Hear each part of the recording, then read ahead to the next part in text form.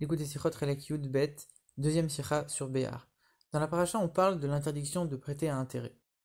Et la Gemara elle apprend du verset que le prêt à intérêt il est interdit envers un juif, mais envers un guer et un toshav. Un guer c'est un converti, un toshav c'est un non-juif qui habitait dans la terre d'Israël à l'époque. Il avait accepté de respecter un certain nombre de mitzvot. Envers le guer toshav, le prêt à intérêt il est permis. Et Rambam y conclut, il tranche dans son livre de loi que envers un juif, le prêt intérêt est interdit. Envers un guer ou un toshav, c'est permis. Et envers un non-juif, c'est une mitzvah de prêter un intérêt.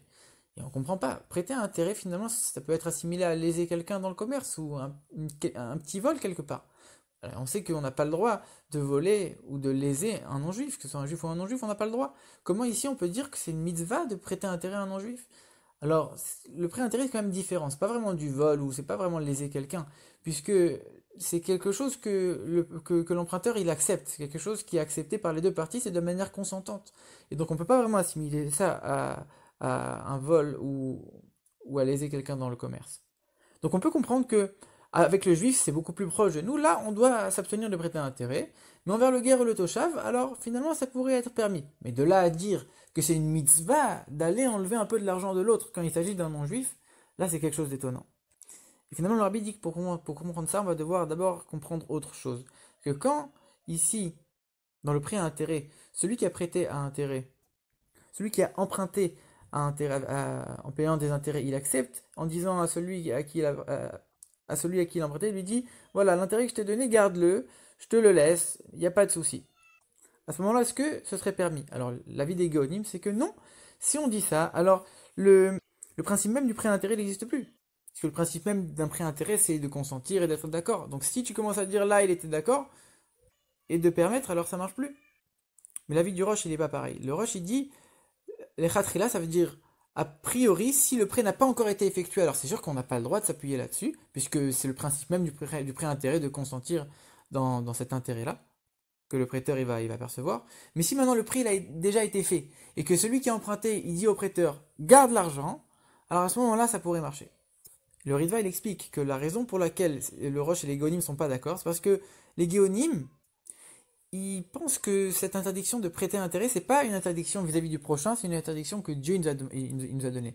Et donc même si le prochain, il nous cède cet argent, on n'a pas le droit d'accepter puisque c'est une interdiction qui vient de Dieu directement, c'est pas une interdiction qui est liée avec le prochain. Alors que selon le Roche, c'est beaucoup plus lié avec le prochain, et donc si le prochain a concédé cet argent, on aurait le droit le prêteur il aurait le droit de garder cet argent en plus. Et donc selon ça, que ce soit selon le Roche ou selon les Géonim, vis-à-vis du prochain, il n'y a pas d'obligation de rendre cet intérêt. Vis-à-vis du Roche, parce que lui, il considère que c'est une mise envers le prochain. Si le prochain, il accepte de concéder, alors on n'a pas d'obligation de lui reprendre. On n'a pas d'obligation de reprendre cet argent au prêteur.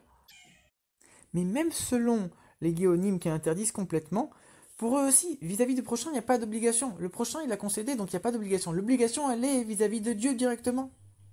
Donc d'après les deux avis, on voit que finalement celui qui a prêté, vis-à-vis de son prochain, il pourrait garder cet argent. Maintenant, il y a une autre loi qui dit que si celui qui a prêté un intérêt, il décide de faire tchouva et de rendre les intérêts qu'il a perçus, alors on n'accepte pas son argent.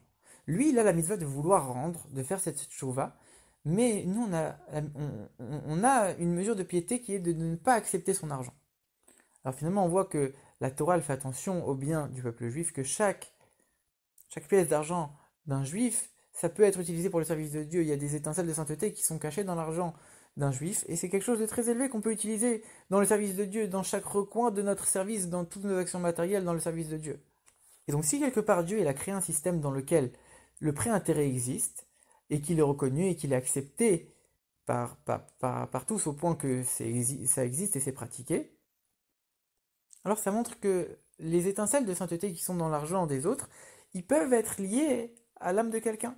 Alors c'est sûr que la Torah elle a interdit de le faire, donc on ne doit pas le faire. Mais si maintenant quelqu'un il l'a déjà fait, alors ça pourrait montrer que finalement les étincelles de sainteté qui sont dans cet argent qu'il a perçu alors qu'il n'aurait pas dû, ils sont quand même liés avec sa neshama et qui peut quand même les élever. À l'image de quelqu'un qui fait tchouva, il a fait plein de fautes, on ne lui dit pas de les faire a priori, mais si a posteriori il les a fait, alors il peut quand même les élever en faisant tchouva. C'est un peu la même idée.